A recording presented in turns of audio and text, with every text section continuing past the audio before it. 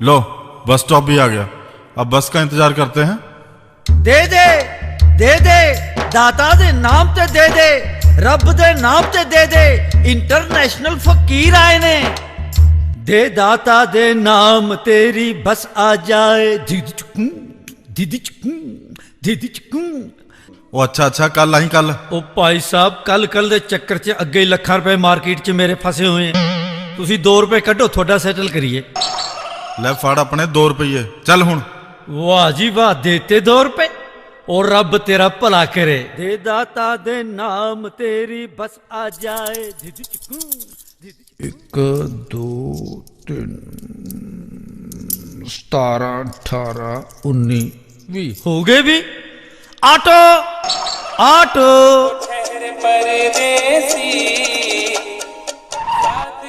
हाँ जी भाजी कित्थे जाना हैगा? वो जाना कित्थे है? 20 रुपए च जिथे ले जा सकदा ले जा यार, चल। हद हो गई, असी बेवकूफा वांग खड़े रह गए, वो साडे तो ही पैसे लेके ऑटो करके चला गया, तो थानू हंसी आ रही है? अरे नहीं नहीं, मैं तो सिर्फ ये सोच रहा था कि इन्होंने क्या खूब कहा है कि अमीर वो हैं जो शुक्राने में हैं और गरीब वो हैं जो शिकवों में पड़े रहते हैं। उसके पास क्या था?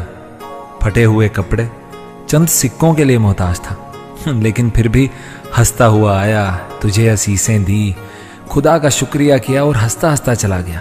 और तुझे इसने सब कुछ दिया है, गाड़ी, बंगला और न जाने क्या क्या, फिर भी तेरे गिले, तेरे शिकवे खत्म नहीं होते। चलो अब गरीब डिक्लेयर कर ही दिया है, गरीब तो फिर पैदल ही जाएगा ना, चलो फिर पैदल।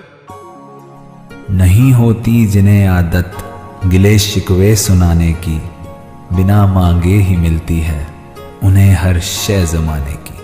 अरे ये तो कांटे वाली तार में फंस गया, आओ इसे निकालें। अरे तुम क्यों फिक्र करते हो? उसका मालिक आएगा और उसे बचा लेगा, तुम यहीं रुको। शुक्र है इसका मालिक आ गया, अब ये इसे निकाल लेगा। अरे ये कहां चला गया? थोड़ा और सब्र करो, तुम्हें खुद ब खुद पता चल जाएगा। अच्छा तो ये कैंची लेने गया था, अब ये तार को काट के उसे निकाल लेगा। ये इसे निकाल क्यों नहीं रहा? कर क्या रहा है ये?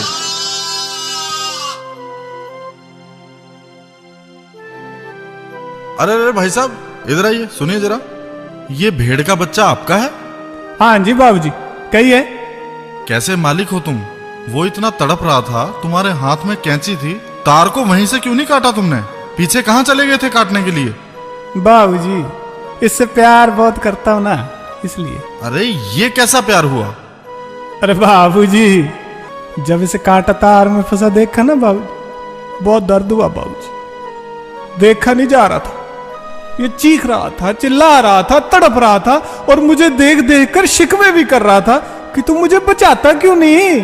पर बाबूजी मैं मजबूर था। ऐसी कौन सी मजबूरी थी जो तुम्हें तार पीछे से काटनी पड़ी? वो इसलिए बाबूजी, ज्या मैं पीछे से तार काटता गया ना, ये तार ढीली होती गई और ये धीरे धीरे बाहर आ गया। और अगर ये तार मैं यहां से काट देता ना, जहां ये फंसा हुआ था, तो ये तार दोनों ओर से खिंच जानी थी, इसकी चमड़ी फट जानी थी और इसने मर जाना था बाबूजी। अब सोच, जब तू इनके सामने खड़ा होकर गिले कर रहा होता है, शिकवे कर रहा होता है और तड़प रहा होता है और कहता है कि तू कुछ करता क्यों नहीं, तब न जाने तेरे कौन से पिछले तार काट रहा होता है ताकि तुझे बिना किसी दर्द के इन हालातों से बाहर निकाला जा सके। फिर भी तू कह रहा होता है कि नहीं, मुझे यही चाहिए, ये तार यहीं से काट। और ये खामोश सा यही कह रहा होता है कि अगर मैंने वैसा कर दिया जैसा तू चाह रहा है तो तेरी चमड़ी फट जाएगी, तू खुद को संभाल नहीं पाएगा। इतना कुछ करते हुए भी ये तेरे गिले, तेरे शिकवे सब सह रहा होता है। जानता है क्यों? क्योंकि ये तुझसे प्यार बहुत करता है। तुझे फिर भी लगता है कि तुझे तकलीफ में देख इसे दर्द नहीं होता। अरे जज्बातों को काबू करना है काबिलियत फकत इनकी, वरना ये हो नहीं सकता कि किसी के गम में ये शामिल ना हो। मेरे दोस्त, मैं जानता हूं कि तेरी जिंदगी में तूफान चल रहा है, पर क्या तू जानता है, जो अपनी कश्ती सद्गुरु के सहारे छोड़ दिया करते हैं, खुद तूफान भी उन कश्तियों को किनारे छोड़ दिया करते हैं। तू ही निरंकार, तू ही निरंकार, तू कैसे कैसे रूप में आकर हमारी आंखें खोल देता है। पर इस रूप को मैं क्या नाम दूं? आपने अपना नाम तो बताया ही नहीं। मैं हूं तो फरिश्ता ही, और मेरा नाम गुरुमत है। और जो मुझे गले लगा लेते हैं वो संभल जाते हैं। मैं आपका शुक्रिया अदा कैसे करूं? मुझे समझ नहीं आ रहा। दोस्त, शुक्रिया तो सिर्फ सतगुरु का अदा किया जाता है, सिर्फ इन्हीं के चरणों पर समर्पित हुआ जाता है। सच्चा पातशाह, तू ना जाने मेरे कितने दुख काटता चला जा रहा था, और मैं फिर भी तुझसे शिकवे कर रहा था। मैं अनजान ये भूल ही गया था कि सतगुरु का विरद क्या होता है। अब समझ आया, एक पल का किया गिला भी पूरी जिंदगी के लिए बहुत ज्यादा है, और शुक्राने के लिए पूरी जिंदगी भी बहुत कम है। वो बात कुछ ऐसी थी कि दास के घर पर परम सत्कार योग सत्यार्थी जी आए हुए थे, और भी कुछ महापुरुष आए हुए थे। तो जब नमस्कार करने लगे तो एक महापुरुष थे, उन्होंने चश्मा डाला हुआ था। अब वो चश्मा काला था, दिन का टाइम, घर के अंदर, फिर भी काले चश्मे में थे। तो सत्यार्थी जी ने पूछ लिया, क्या हुआ, आपने चश्मा डाला हुआ है? तो उन्होंने कुछ नहीं कहा और मुस्कुराकर धनंकार कर दी। सत्यार्थी जी ने फिर पूछा, क्या हुआ, आपने चश्मा डाला हुआ है? उन्होंने फिर कुछ नहीं कहा और नमस्कार कर दी। अब दास जानता था कि इनको एक आंख से दिखाई नहीं दे रहा है काफ़ी वक्त से, और इनकी एक आंख पर क्योंकि कोई ट्यूमर था उसके वजह से बहुत प्रॉब्लम चल रही है, इस कारण से इन्होंने चश्मा डाला और इनकी आंख से एक दिखाई नहीं देता है।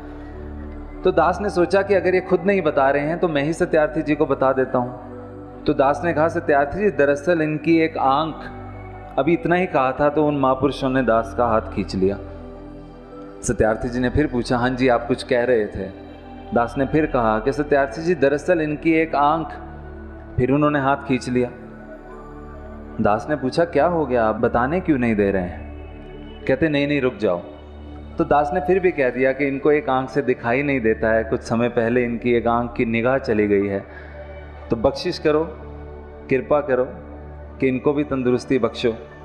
उन्होंने दास को पीछे कर लिया और सत्यार्थी जी के कान में जाकर कहते, मैं इनको इतने वक्त से रोक रहा था, ये रुके नहीं।